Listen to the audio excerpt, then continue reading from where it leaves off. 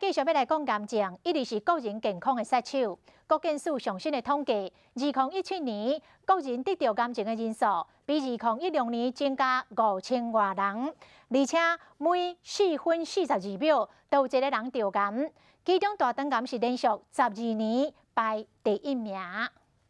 我做着去负嘅。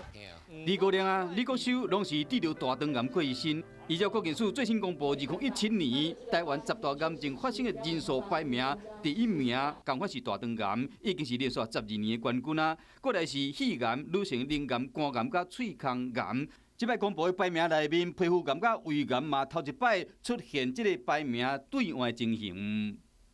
皮肤癌部分，它的成因大概也跟这个老化等等有关系。那可能次序上，因为胃癌部分是降低的，因为它可能跟一些卫生习惯的一些改善，那所以胃癌是下降的。因为冠氏甲癌症有关系，2017年得到癌症人数比2016年加5000多人，得到癌症的时间嘛仅16秒，也就是讲每4分42秒都有一个人得到癌症。人口老化的部分，或者是生活习惯这种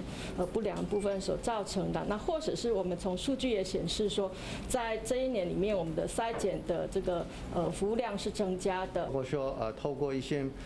民间的或者药局也好，或者是超商也好，有没有可能透过这样的模式来去建构一些合作的关系？目前除了伫各大医疗院所有提供癌症的体检，女性杀手的灵癌嘛有临房摄影车伫各地区的协助，未来嘛会将大肠癌的粪便体检甲邮局合作，造福更较侪民众。